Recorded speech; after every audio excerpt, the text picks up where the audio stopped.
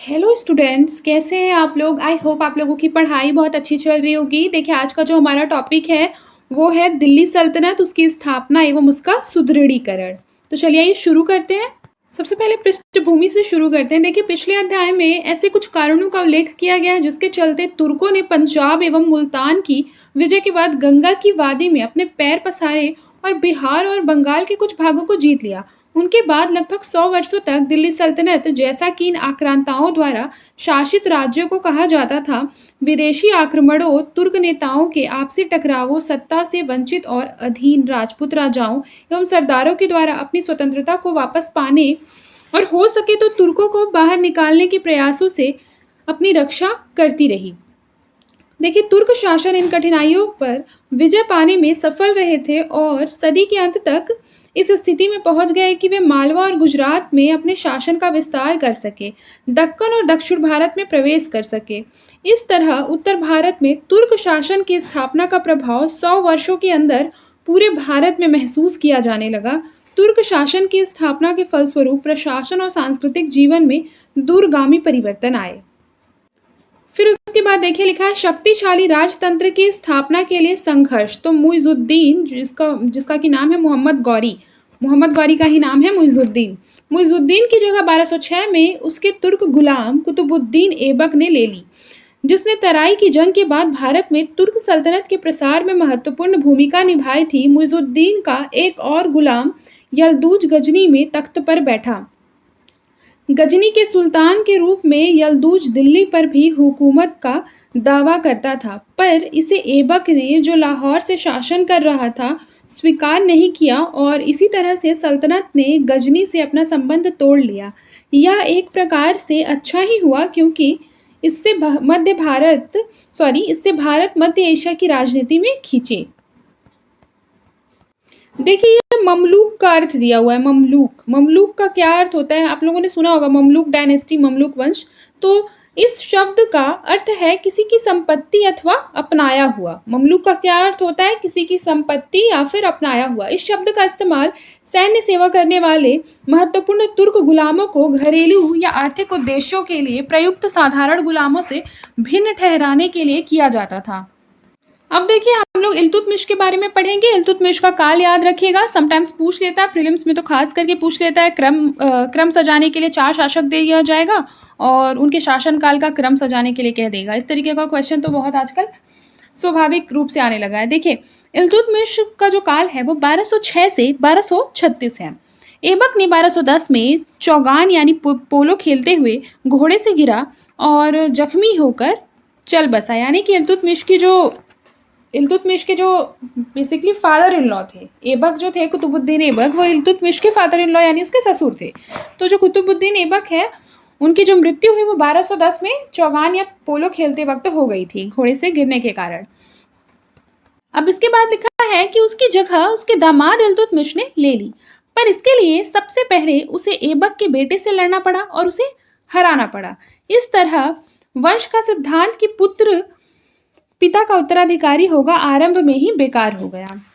फिर देखिए, लिखा है इल्तुतमिश को उत्तर भारत के तुर्कों की विजय को वास्तव में सुदृढ़ बनाने वाला सुल्तान मानना चाहिए। उसके सत्तारोहण के समय अली मर्दान खान ने स्वयं को बंगाल एवं बिहार का राजा घोषित कर दिया। उधर ऐबक के साथ एक गुलाम कुबाच ने खुद को मुल्तान का स्वतंत्र शासक घोषित करके लाहौर पर तथा पंजाब के कुछ भागों पर अधिकार कर लिया। देखिए, लिखा है आरंभ में इल्तुतमिश के कुछ साथ के अधिकारी भी थे जो कि दिल्ली के आसपास रह रहे थे, उसको सुल्तान मानने से हिचक रहे थे। राजपूतों को भी अपनी स्वतंत्रता जताने का अवसर मिल गया और उन्होंने कालिंजर, ग्वालियर और अजमेर, बयाना समेत पूर्वी राजस्थान से तुर्क शासन का जुआ उतार के फेंक दिया।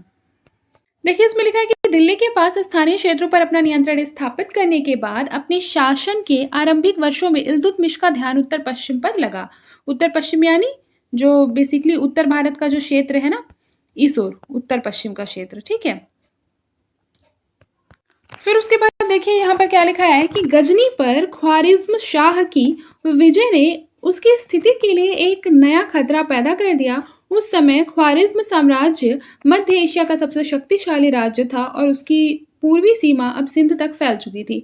इस खतरे को टालने के लिए इल्तुतमिश ने लाहौर के लिए कूच किया और उस पर अधिकार कर लिया। 1218 में ख्वारिज़्म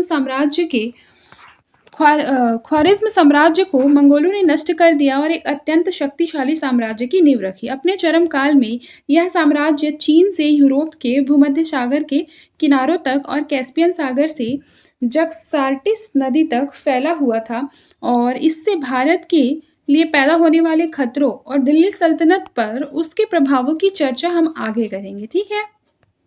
देखिए लिखा है, मंगोल जब कहीं और फंसे हुए थे तो इल्तुतमिश ने मुल्तान और उच्च से कुबाजा को बाहर खदेड़ दिया। अब दिल्ली सल्तनत की सीमा एक बार फिर से सिंध जा पहुंची। पश्चिम को सुरक्षित करके अब इल्तुतमिश कहीं और ध्यान देने में समर्थ था।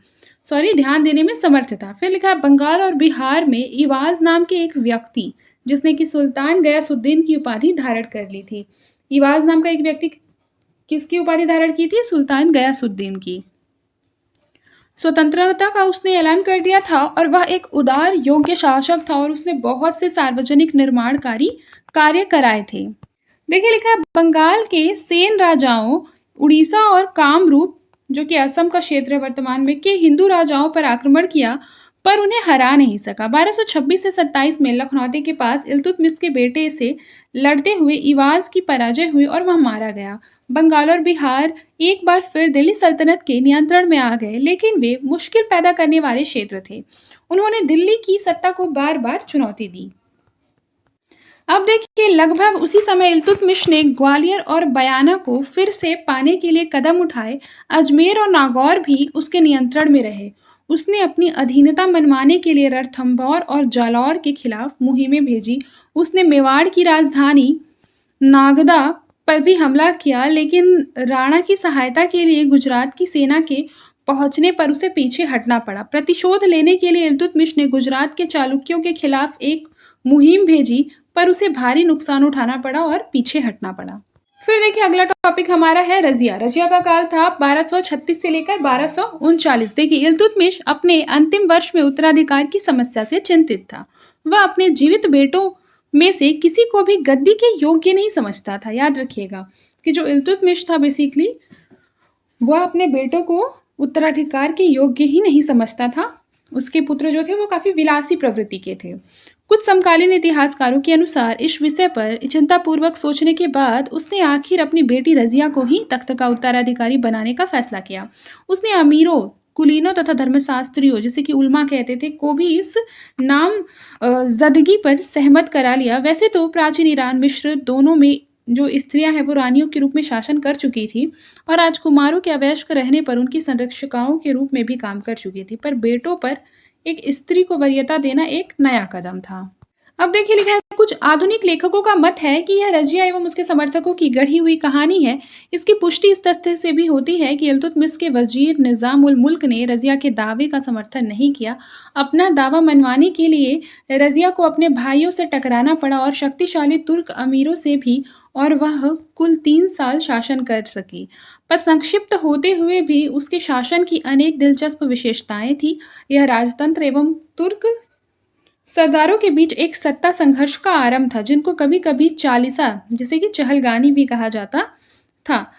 इल्तुतमिश ने बेसिकली इन तुर्क सरदारों को बहुत सम्मान दिया। उसकी मृत्यु के बाद ताकत के नशे में चूर ये सभी सरदार किसी ऐसे पुतले को गद्दी पर बिठाना चाहते थे जिसे वो नचा सके। जल्द ही उन्हें पता चल गया कि स्त्री होकर भी रजिया उनके इशारों पर चलने के लिए तैयार नहीं थे। और याद रखिएगा, चहलगानी पद्धति की शुरुआत किसने की थी बताइए?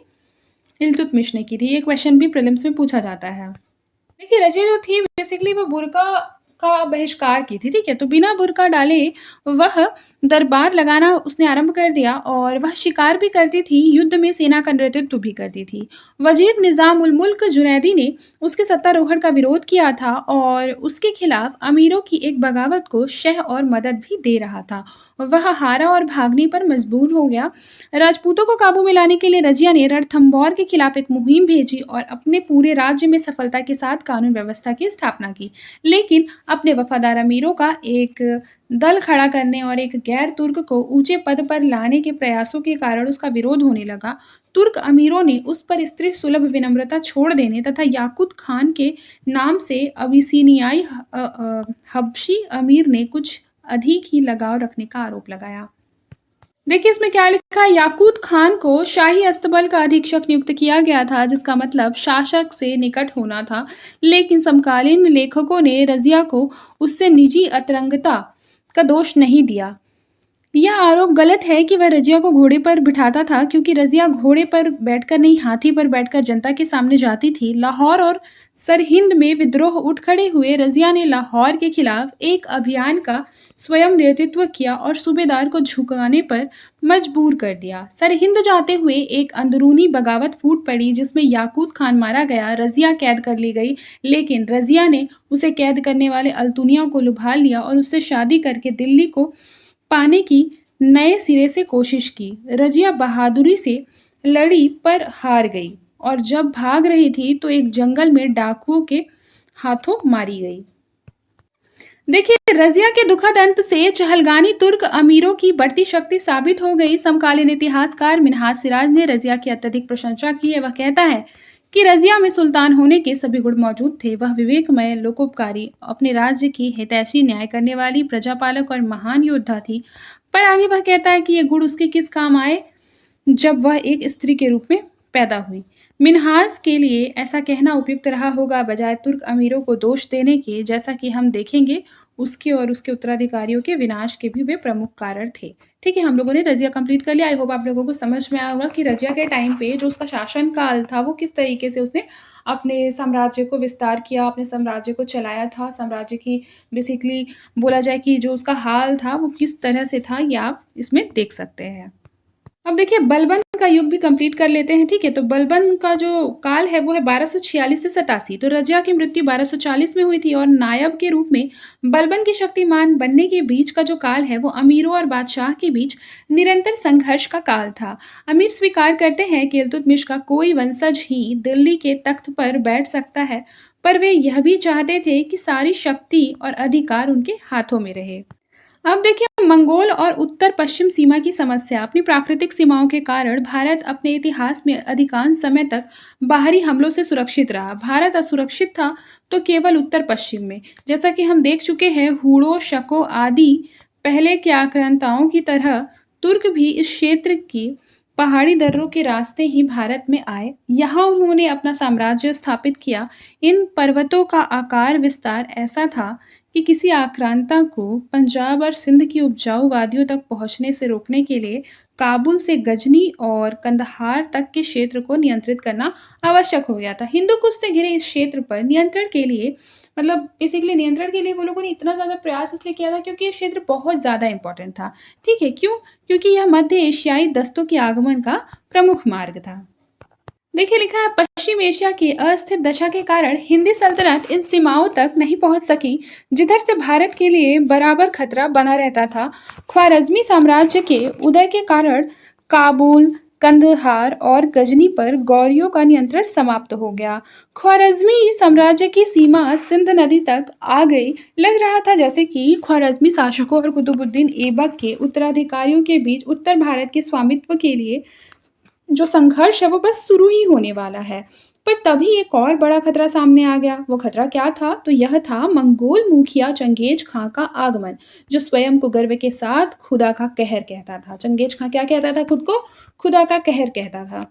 मंगोलों ने 1218 में ख्वारज़मी साम्राज्य पर हमला किया। उन्होंने जक्सार्टिस यानी जिसे कि सीर दरिया से कैस्पियन सागर तक और गजनी से ईरान तक फलते फूलते नगरों को बर्बाद कर दिया और देहातों को क्या किया? रौंद डाला। फिर उसके बाद देखिए अनेक तुर्क सैनिक मंगोले से जा मिले। मंगोलों ने जानबूझकर आतंक का उपयोग युद्ध के साधन के रूप में किया। कभी कोई नगर समर्पण नहीं करता या प्रतिरोध करने के बाद हार जाता तो तमाम सैनिकों और उनके बहुत सारे सरदारों का कत्ल कर दिया जाता था। उनकी स्त्रियों एवं बच्चों को बतौर गुलाम बेच दिया जाता था। असैनिक नागरिकों तक को नहीं बख्शा जाता था। दस्तकारों को मंगोल सेना की सेवा के लिए चुन लिया गया था, जबकि दूसरे तंदुरुस्त व्यक्तियों को अन्य नगरों के खिलाफ मुहिम के दौरान मेहनत के कामों में लगा दिया जाता था। इन सब के कारण उस क्षेत्र की अर्थव्यवस्था और सांस्कृतिक जीवन को गहरा धक्का लगा था। लेकिन कालांतर में मंगोलों ने इस क्षेत्र में शांति और कानून व्यवस्था की स्थापना की। चीन से लेकर भूमध्य सागर के तट तक के व्यापार मार्ग सुरक्षित हो गए। इससे पुनरुत्थान की प्रक्रिया भी शुरू हो गई। देखिए लिखा है, आंतरिक विद्रोह एवं विजित क्षेत्रों में स्थायित्व प्रदान करने के लिए संघर्ष। तो इलबरी तुर्कों के, जिनको कभी कभी ममलूक या गुलाम सुल्तान भी कहते हैं, शासन के दौरान दिल्ली के सुल्तानों को शासक वर्ग के बीच व्याप्त अंदरूनी असंतोष और विदेशी आक्रमण का ही सामना नहीं करना पड़ा, बल्कि आंतरिक विद्रोहों से भी निपटना पड़ा। लिखा है, इनमें से कुछ विद्रोहों के नेता ने महत्वाकांक्षी मुस्लिम सरदार थे जो कि स्वतंत्र होना चाहते थे। दूसरों के नेता राजपूत राजा और जमींदार थे जो अपने क्षेत्र से तुर्क आक्रमणों को बाहर निकालना चाहते थे, या तुर्क सरदारों की या शासकों की कठिनाइयों का लाभ उठाकर अपने कमजोर पड़ोसियों के क्षेत्र को दबोच कर अपने क्षेत्र को वे लोग शक्तिशाली करना चाहते थे। होता है ना कि मतलब सब कुछ हमारा ही हो, ये वाला जो भावना ये आजकल के लोगों में भी काफी है। उस टाइम के राजा महाराजा लोगों में भी यही था कि जो कुछ भी हो सारा कुछ हमारा हो। देखिए लिखा है, इस तरह के ये राजा और जमींदार तुर्कों के खिलाफ ही नहीं आपस में भी लड़ रहे थे। विभिन्न आंतरिक विद्रोहों के चरित्र और उद्देश्य अलग अलग थे। फिर देखिए, इसलिए सबको हिंदू प्रतिरोध की श्रेणी में रख देना ही सही नहीं है। भारत एक विशाल देश था और भौगोलिक कारणों से एक केंद्र से पूरे देश पर शासन करना कठिन था। प्रांतों के सूबेदारों को काफी स्वायत्तता देनी पड़ी थी। इस बात ने और साथ में स्थानीय भावनाओं ने, जो कि हमेशा मजबूत होती थी, उन्हें दिल्ली के नियंत्रण को अस्वीकार करके स्वयं को स्वतंत्र घोषित करने के लिए प्रेरित किया। स्थानीय शासकों को दिल्ली सल्तनत के विरोधियों को जमा करने के लिए उन क्षेत्रीय भावनाओं का भरोसा रहता था जो 7वीं और 12वीं सदी के बीच और भी मजबूत हो चुकी थी। दिल्ली के सुल्तानों के खिलाफ सभी विद्रोहों की सूची यहाँ देने की आवश्यकता नहीं है। भारत का पूर्वी क्षेत्र, जिसमें कि बंगाल, बिहार थे, हमेशा दिल्ली का जुआ उतार फेंकने के लिए प्रयासरत रहे थे। देखिए, पहले अध्याय में हम लोगों ने क्या पढ़ा है कि खलजी सरदार जो है वो मोहम्मद बिन बख्तियार खलजी राजा लक्ष्मण सेन को लखनौती से निकालने में सफल रहा था। अब देखिए, दिल्ली सल्तनत का यहाँ पर मैप दिया हुआ है। ठीक है, दिल्ली सल्तनत की सीमा रेखा ऐसी वाली लाइन है और फिर जो डैश डैश है वो मंगोल आक्रमणों की अधिकतम सीमा है। तो ये जो है याद रखिए, मंगोल आक्रमण की सीमा है, ये वाली सारी मंगोल आक्रमण की सीमा है। और दिल्ली सल्तनत की जो सीमा है वो कैसी है, तो ये वाली है। ठीक है, ये दिल्ली सल्तनत की सीमा है, याद रखिएगा। ठीक है, जो सीधी है। तो आप देख सकते हैं दिल्ली सल्तनत में कौन कौन से राज्य थे। बदायूं कहाँ पर था, फिर है परमार कहाँ पर थे, ठीक है, चंदेल कहाँ पर थे, बाघेल कहाँ पर थे, ठीक है, मुल्तान कहाँ पर थे, गजनी कहाँ पे थे, ठीक है, सेन कहाँ पर थे, सारा कुछ यहाँ पे है। ठीक है, फिर देखिए बलबन का मूल्यांकन।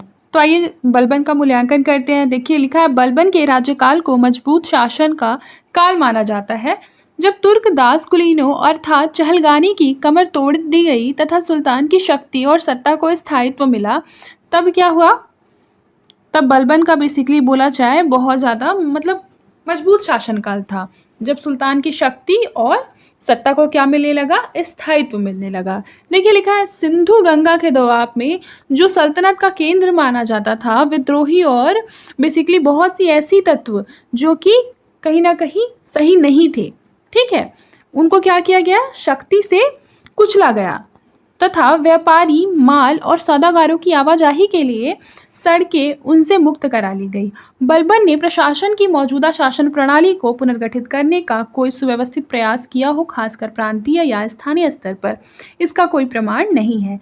ये क्षेत्र इक्तादारों के नियंत्रण में ही रहे, लेकिन बरीदों अर्थात जासूसों की सहायता से उसने उन पर राजनीतिक और वित्तीय नियंत्रण बनाने की कोशिश की। देखिए, बरीद का मतलब होता है जासूस। देखिए लिखा है, इस बात की भी कोशिश की गई कि प्रशासन और सेना का जो खर्च है वो निपटाने के बाद इक्तादार अतिरिक्त राजस्व केंद्र को भेजे। बलबन ने इस धन का उपयोग भारी तड़प भड़क वाले दरबार लगाने और बड़ी केंद्रीय सेना को बनाने के लिए किया था। ठीक है, आई होप आप लोगों को समझ में आया होगा। तो आज के लिए बस इतना ही, मिलते हैं नेक्स्ट क्लास में। तब तक के लिए अपना ख्याल रखिए और मन लगाकर पढ़ाई करते रहें।